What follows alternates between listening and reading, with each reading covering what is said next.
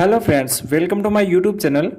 आज हम इस वीडियो में बात करने वाले हैं सेकंड ग्रेड का जो फर्स्ट टॉपिक है।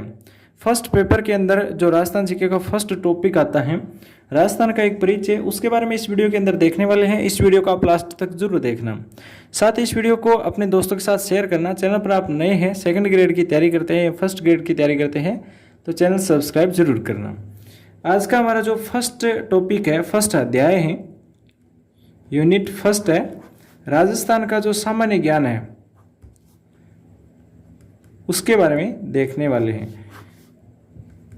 राजस्थान का सामान्य ज्ञान, इसके अंदर हम देखें तो किसी भी चीज़ के बारे में अगर हम अध्ययन करते हैं तो उससे पहले उसका एक इतिहास होता है, उसके बारे में हमें जानकारी पता होना जरूरी है। जो पहले घटित हो चुकी जो घटनाएं हैं उसे इतिहास कहते हैं।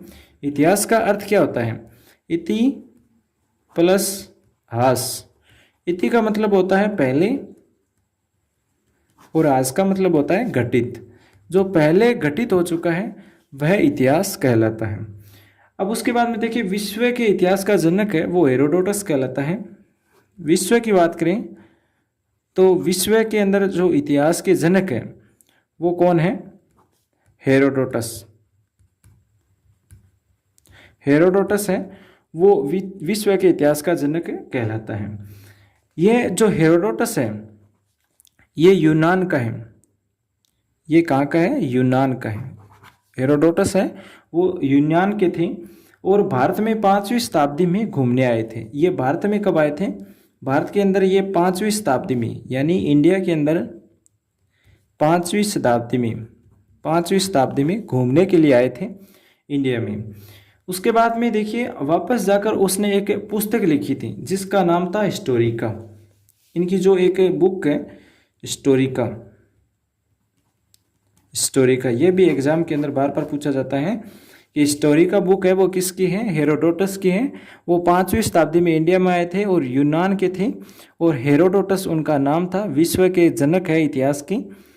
उसके बाद में देखिए तो ये घूमने आए थे, उन्होंने हिस्टोरिका बुक लिखी थी जिसमें इन्होंने इस बुक के अंदर इन्होंने क्या लिखा था? भारत व जो फारस के व्यापार है, भारत प्लस फारस है, इनके जो व्यापार है उनके बारे में इस बुक में इन्होंने वर्णन किया था। यदि हम भूगोल की दृष्टि से देखें तो हमारी पृथ्वी का जो प्रारंभिक आकार है वो गोलाकार था। पृथ्वी क्या थी? पृथ्वी थी गोलाकार। अगर हम जो पहले का इतिहास देखें और भूगोल की दृष्टि से देखें तो पहले जो पृथ्वी है वो गोलाकार थी। ये देखिए, इसके बारे में अगर देखें तो स्टार्टिंग में क्या था, ये देखिए, ये इसके अंदर एक टेथिस सागर था, टेथिस सागर, और एक है अंगारा लैंड, और एक है गोंडवाना लैंड। अब जो अंगारा लैंड है इसके तो अभी तक कोई अवशेष नहीं मिले हैं, बाकी गोंडवाना लैंड के अवशेष है, टेथिस सागर के अवशेष है, वो भी राजस्थान के अंदर भी हैं। तो अंगारा लैंड और गोंडवाना लैंड दो जो भूभाग के अंदर हमें पहले जो इतिहास था उसके अंदर अंगारा लैंड और गोंडवाना लैंड दो मिले थे। उसके बाद में देखा तो पेंजिया, यानी भौतिक शताब्दी में पेंजिया कहा जाता था इनको। इन दोनों को क्या था? पेंजिया कहते थे। पेंजिया इन दोनों को बोला जाता था। अंगारा लैंड और गोंडवाना लैंड है, इन दोनों को पहले पेंजिया कहते थे। जबकि बाकी जो अवशेष जल है वह टेथिस सागर था। जो बचा हुआ जल है वो टेथिस सागर था और अंगारा लैंड, गोंडवाना लैंड है, ये दोनों पेंजिया कहलाते थे। टेथिस सागर कहते हैं और भौगोलिक शताब्दी में इसे पेंथालासा कहते हैं। जो ये जितना भी है अंगारा लैंड, गोंडवाना लैंड, टेथिस सागर है, इन सभी को पहले क्या कहते थे? पेंथालासा बोला जाता था। ये जो वर्त के रूप में मैंने दर्शाया है, अंगारा लैंड, गोंडवाना लैंड, पेंजिया है, टेथिस सागर है, तो इन सभी को पेंथालासा बोला जाता था। पेंथालासा के अंदर क्या थे? टेथिस सागर थे, अंगारा लैंड थे, गोंडवाना लैंड थे, और अंगारा लैंड, गोंडवाना लैंड है वो दोनों पेंजिया कहलाते थे, और टेथिस सागर है वो भी इसके अंदर आता है, पेंथालासा के अंदर। अब देखिए, इसके अंदर वर्तमान में जो हमारी पृथ्वी है उस पर 71% जल है। ये आपको पता होगा, 71% वर्तमान के अंदर क्या है? जल है। पृथ्वी के अंदर है वो 71% पर जल है और 29% पर क्या है? स्थल है, स्थल भाग है वो है 29% और 71% क्या है, जल है। भारत व राजस्थान में जो अंगारा लैंड का है वो कोई भी अवशेष नहीं मिला है, ये आपको बता दिया पहले ही। अंगारा लैंड का अभी तक कोई भी अवशेष नहीं मिला है भारत और राजस्थान के अंदर, ये भी इंपॉर्टेंट क्वेश्चन है। उसके बाद में देखिए राजस्थान में उत्तरी पश्चिमी मरुस्थल प्रदेश और पूर्वी मैदानी प्रदेश 33 सागर के अवशेष हैं। यानी जो हमारा भारत है उसके अंदर जो राजस्थान है वो कहाँ पर है, तो राजस्थान है पश्चिमी के अंदर। पश्चिम में अगर राजस्थान के अंदर बात करें तो उत्तरी पश्चिमी जो राजस्थान है मरुस्थल है। इस तरह से जो राजस्थान का हम देखें कि पतंगाकार है राजस्थान, इसके अंदर उत्तरी जो पश्चिमी है ये जो क्षेत्र है मरुस्थल वाला जो क्षेत्र है उसके अंदर पूर्वी मैदानी प्रदेश 33 सागर के अवशेष है और उत्तर पश्चिमी जो मरुस्थल है वो 33 सागर के अवशेष है। यानी इस तरह के जो अंतिम जो मरुस्थल है वो 33 सागर के अवशेष है, 33 सागर के अवशेष है। और इधर जो ये हाड़ौती का क्षेत्र है जो पूर्वी मैदानी प्रदेश है ये क्या है, ये भी 33 सागर के अवशेष हैं। अगर आपको पूछ ले अरावली के बारे में, तो अरावली के बारे में आप याद रखिए ये गोंडवाना लैंड का क्षेत्र है, गोंडवाना लैंड, ये गोंडवाना लैंड का अवशेष पाया गया है यहाँ पर। उसके बाद में देखिए अरावली पर्वतीय प्रदेश और पठारी प्रदेश है वो दोनों ही गोंडवाना लैंड के अवशेष पाए गए हैं। सामान्य नियम, यदि कोई भी चीज़ जल पर रहती है, अगर कोई भी चीज़ जल पर है तो वो भविष्य में कभी ना कभी तैर करके ऊपर आती है। यही नियम है कि हमारी जो पृथ्वी है उस पर लगता है। जब 33 सागर में स्थित 2 भूभाग तैर कर आए थे तो वो आपस में टकराए थे और 7 टुकड़े हो गए। जब 33 सागर था उसके अंदर 2 टुकड़े थे वो टकराने के बाद में उसके क्या हुए, 7 टुकड़े हुए। 7 टुकड़े हुए, वह 7 टुकड़े क्या कहलाते हैं, महाद्वीप कहलाते हैं। फिलहाल कितने महाद्वीप है, 7 महाद्वीप है। और महाद्वीप है जो सबसे बड़ा महाद्वीप है वह है एशिया, और एशिया में हम आते हैं, एशिया के अंदर आते हैं हम। भारत है जो एशिया के अंदर आता है। सबसे छोटा जो महाद्वीप है वो है ऑस्ट्रेलिया। और ऑस्ट्रेलिया एक ऐसा महाद्वीप है जो एक देश भी है। ऑस्ट्रेलिया एक ऐसा महाद्वीप है, एकमात्र है जो महाद्वीप होने के साथ साथ में क्या है, एक देश भी है ऑस्ट्रेलिया। क्षेत्रफल की दृष्टि से महाद्वीपों का जो अवरोही क्रम है वो देखिए तो बड़े से छोटे की तरफ देखिए तो एशिया है, अफ्रीका है, उत्तरी अमेरिका है, दक्षिण अमेरिका है, अंटार्कटिका है, यूरोप है और लास्ट में है ऑस्ट्रेलिया। और अगर हम जनसंख्या की दृष्टि से देखिए तो एशिया, अफ्रीका, यूरोप, उत्तरी अमेरिका, दक्षिणी अमेरिका, ऑस्ट्रेलिया, अंटार्कटिका, जनशून्य महाद्वीप है वो है अंटार्कटिका। ये आप इम्पोर्टेंट है, याद रखिए। अंटार्कटिका है ये जनशून्य महाद्वीप है। जनशून्य महाद्वीप क्यों है, क्योंकि यहाँ पर कोई भी जनसंख्या नहीं है अंटार्कटिका पर। एशिया महाद्वीप में हमारा देश है वो भारत आता है, जिसमें हम सोने की चिड़िया, हिंदुस्तान, आर्यवर्त, सप्त सिंधु प्रदेश, जगत गुरु आदि नामों से जानते हैं। संविधान के अंदर जो अनुच्छेद 1 है, आर्टिकल 1 है, उसके अंतर्गत क्या है कि भारत अर्थात इंडिया शब्द का प्रयोग किया गया है। भारत का भी प्रयोग किया गया है आर्टिकल 1 के अंदर, और इंडिया का भी प्रयोग, इंडिया शब्द है उसका भी प्रयोग किया गया है आर्टिकल 1 के अंदर।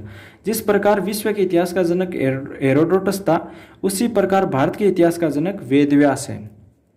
भारत के इतिहास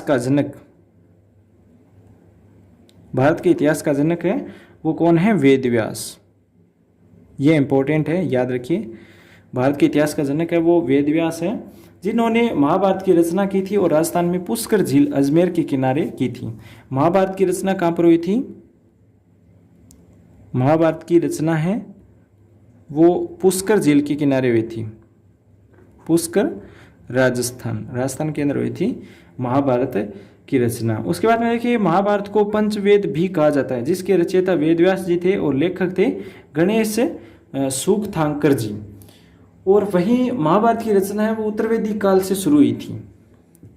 ये उत्तरवेदिक काल से शुरू हुई थी। उसके बाद में देखिए तो महाभारत है वो वर्तमान में स्वरूप में है वो गुप्त काल में मिली है। वर्तमान में क्या है, वर्तमान में गुप्त काल में मिली है। वर्तमान में गुप्त काल में मिली है। महाभारत है वो प्राचीन नाम जय संहिता था। महाभारत का प्राचीन नाम आपको पूछ सकते हैं। महाभारत का प्राचीन नाम, महाभारत का प्राचीन नाम क्या था? जय संहिता। जय संहिता ये महाभारत का प्राचीन नाम था। 8800 श्लोक थे, यानी 8800 श्लोक थे, लेकिन ये श्लोक 8800 से बढ़कर के 24,000 श्लोक हुए थे, तो इनका नाम भारत रखा गया था। ये श्लोक 24,000 से बढ़कर के 1,00,000 हुए थे, तो इसका नाम महाभारत रखा गया था। महाभारत में कौरव और पांडव युद्ध का वर्णन मिलता है। ये युद्ध कुरुक्षेत्र हरियाणा में हुआ था और कुल 18 दिन चला था। यानी जो महाभारत का जो युद्ध है वो 18 दिन चला था, यह आपको याद होना जरूरी है। 18 दिन, आपको कोई भी पूछ सकता है कि महाभारत का जो युद्ध है वो कितने दिन चला था। इसी महाभारत का अंग है श्रीमद् भागवत गीता, जो एकमात्र ऐसी राष्ट्रीय महाकाव्य है जिसके नाम पर प्रतिवर्ष मार्गशीर्ष शुक्ल पक्ष की एकादशमी को गीता जयंती मनाई जाती है। गीता जयंती, गीता जयंती, गीता जयंती कब मनाई जाती है? तो वह है मार्गशीर्ष शुक्ल पक्ष एकादशमी को जो गीता जयंती है वो मनाई जाती है। महाभारत में कुल 18 पर्व हैं, जिसके 6वें पर्व में भीष्म पर्व में गीता का उल्लेख मिलता है। और वर्तमान भारत के अंदर है वो 28 राज्य हैं, 28 राज्य हैं। और यूटी कितनी है? वो है 8 केंद्र शासित प्रदेश, यूटी है 8 यूटी। ठीक है, उसके बाद में फिलहाल आपको यही याद रखना है, 28 राज्य और 8 केंद्र शासित प्रदेश हैं। नवीनतम जो राज्य याद करने की जो ट्रिक है वो है नवंबर 2000 से छत से उतर जा, 1915 बार और 2 जून 2014 से तेल की मालिश करना। तो इसके लिए आप याद रखें छत्तीसगढ़ की जो स्थापना है, छत्तीसगढ़ अलग बना था तो 1 नवंबर 2000 को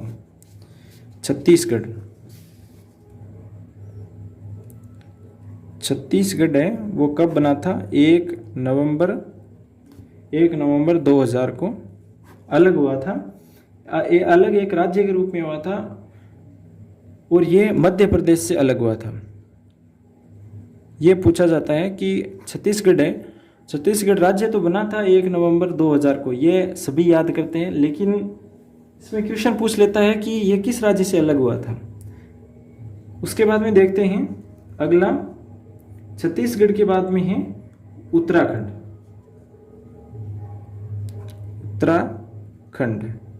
उत्तराखंड बना था 9 नवंबर 2000 को। और उत्तराखंड है वो किस राज्य से अलग हुआ था? तो उत्तर प्रदेश से उत्तराखंड है वो अलग हुआ था। उसके बाद में देखिए तो उत्तराखंड के बाद में बारी आती है झारखंड की। झारखंड कब बना था? तो झारखंड बना था 15 नवंबर 2000 को। 15 नवंबर 2000 को झारखंड राज्य है वो अलग हुआ था। तो झारखंड राज्य किससे अलग हुआ था? बिहार से अलग हुआ था। और झारखंड जो राज्य बना था वो था 27वां राज्य था। 28वां बना था तेलंगाना कब नया राज्य बना था? तो 2 जून 2014 को। ये आंध्र प्रदेश से अलग हुआ था। तो इसके बारे में जो इम्पोर्टेंट है वो ये है कि जो तेलंगाना राज्य बना है उसकी राजधानी क्या है? तो सीमांध्र और तेलंगाना की 10 वर्षों तक राजधानी हैदराबाद रहेगी और उसके बाद में 10 वर्षों के पश्चात सीमांध्र की जो प्रस्तावित राजधानी है वो है अमरावती और तेलंगाना की राजधानी हैदराबाद ही रहेगी। 5 अगस्त 2019 को राष्ट्रपति रामनाथ कोविंद ने अनुच्छेद 370 धारा 35A यानी जो जम्मू कश्मीर में 370 जो धारा हटाई थी उसमें 35A हटाया गया था। संविधान के आदेश के अनुसार जम्मू कश्मीर के लिए 2019 के तहत अधिसूचना जारी की गई थी। 370 धारा 370 है उसके अंदर 35A को हटाया गया था। 35A को हटाया गया था, न कि पूरा 370 जो अनुच्छेद है वो हटाया गया था। 370 के अंदर 35A है उसे हटाया गया था। और लद्दाख को केंद्र शासित प्रदेश बनाया, लेकिन विधानसभा नहीं है। लद्दाख में याद रखना विधानसभा नहीं है। लद्दाख के अंदर ये यूटी बना दिया था, केंद्र शासित प्रदेश बना दिया था, लेकिन इसके अंदर विधानसभा नहीं है। विधानसभा है वो नहीं है। और 28 राज्य है, 8 केंद्र शासित प्रदेश है फिलहाल। और नागर हवेली दमन और द्वीप के विलय के पश्चात है वो बना था। दमन इसकी राजधानी है। और राजस्थान का जो नामकरण है उसके बारे में अगर देखें तो ऋग्वेद में राजस्थान में स्थित भूभाग को ब्रह्मास्त्र या ब्रह्मावर्त या रामायण काल में वाल्मीकि मरुकांतर नाम दिया गया था। और राजस्थान को मरु प्रदेश, मरुवार, रायथान, राजपूताना, रजवाड़ा आदि नामों से भी जाना जाता है। और आयरलैंड के जो निवासी थे, आयरलैंड से आए थे जॉर्ज थॉमस। आयरलैंड से कौन आए थे? George Thomas. आयरलैंड से आए थे जॉर्ज थॉमस। जॉर्ज थॉमस स्वतंत्र रूप से सर्वप्रथम ग्वालियर के पश्चिम में स्थित राजपूत रियासत के समय को सन 1800 में राजपूताना नाम से संबोधित किया था। इन्होंने 1800 में राजपूताना नाम दिया था। राजपूताना नाम दिया था। उसके बाद में उस समय जॉर्ज थॉमस ग्वालियर के मराठा शासक दौलत राव सिंधिया का अंग्रेजी कमांडर था। दौलत राव सिंधिया है उसका एक अंग्रेजी कमांडर था। जॉर्ज थॉमस राजस्थान में सर्वप्रथम 1758 में शेखावटी क्षेत्र में आया था। 1758 में शेखावटी में आया था। जॉर्ज थॉमस है वो 1758 में ये शेखावटी में आया था। ये आपको याद रखना है। शेखावटी पूछ लेता है कि कब आया था, तो 1758 में आया था जॉर्ज थॉमस। और जॉर्ज थॉमस की जो मृत्यु है वो कहाँ पर हुई थी? बीकानेर में। बीकानेर में जॉर्ज थॉमस की है वो मृत्यु हो चुकी थी। 1805 में विलियम फ्रैंकलिन ने अपनी पुस्तक military memoirs of mister George Thomas में लिखा है कि जॉर्ज थॉमस वह पहला व्यक्ति था जिसने राजपूताना शब्द का प्रयोग किया था। पहला व्यक्ति था जिसने राजपूताना शब्द का प्रयोग लिखित प्रमाण दिया था और 1805 में मिला था। इस पुस्तक का प्रकाशन है वो लॉर्ड वेलेस्ली ने किया था। जो जॉर्ज थॉमस की बुक थी उसका जो प्रकाशन है वो जॉर्ज थॉमस ने नहीं किया था, लॉर्ड वेलेस्ली ने इनकी पुस्तक का प्रकाशन किया था। उसके बाद में देखिए तो ब्रिटिश काल मध्यकाल में राजस्थान को राजपूताना के नाम से जाना जाता था। ब्रिटिश और मध्यकाल में, ब्रिटिश और मध्यकाल में, इन दोनों के बीच का जो काल है वह काल के अंदर राजस्थान को है वो राजपूताना कहते थे, राजपूताना के नाम से संबोधित करते थे। ब्रिटिश काल में राजस्थान के इतिहास लेखन का सर्वप्रथम प्रयास करने वाले पहले व्यक्ति कविराज श्यामल दास थे, जिन्होंने अपनी पुस्तक वीर विनोद था, यानी ये क्वेश्चन पूछा जाता है, पूछा भी गया है, वीर विनोद, वीर विनोद, इसका राइटर कौन है? तो श्यामल दास है, श्यामल दास दद्दीवाड़िया, श्यामल दास वीर विनोद जो लेखक है उसके राइटर हैं। राजस्थान शब्द का जो प्राचीन उल्लेख विक्रम संवत 682-625 ईसा पूर्व के खिम्मल माता मंदिर बसंतगढ़ सिरोही में मिलता है। उत्कीर्ण जो बसंतगढ़ शिलालेख में मिलता है जहाँ राजस्थान द्वितीय शब्द का प्रयोग किया गया था, लेकिन इस शब्द से ये पता नहीं चलता कि यह शब्द किसी क्षेत्र विशेष के लिए प्रयुक्त किया गया है। तो खिम्मल माता जो मंदिर है उसके अंदर अवशेष पाए गए हैं, कोई शिलालेख मिला है उसके अंदर राजस्थान शब्द का प्रयोग किया गया है।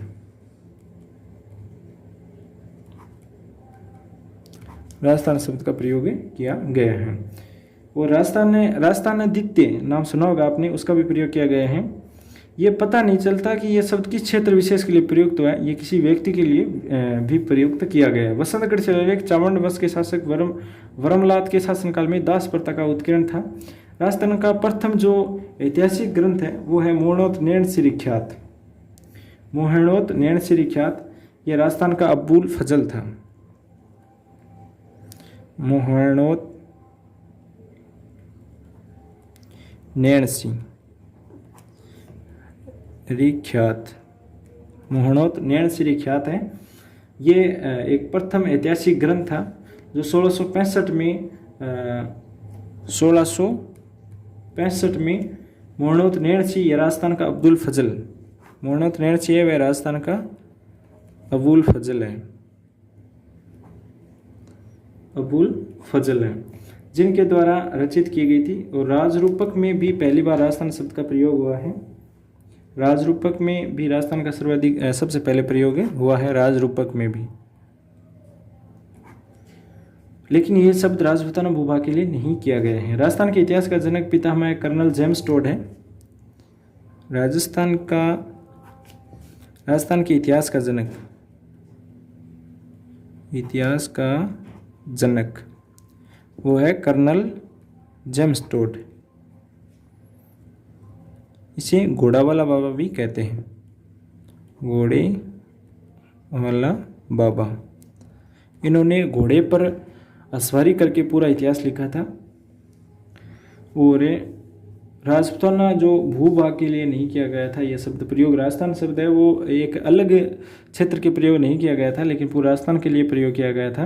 राजस्थान के इतिहास का जनक कर्नल जेम्स टोड है, क्योंकि टोड राजस्थान के प्रथम इतिहासकार था जिसने पहली बार वैज्ञानिक दृष्टिकोण से समस्त राजस्थान का इतिहास लिखा था। इन्होंने क्या किया था, सबसे पहले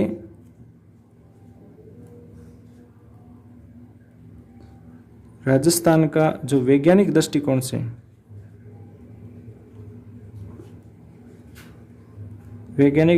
से इतिहास लिखा था। वैज्ञानिक दृष्टिकोण से इन्होंने इतिहास लिखा था।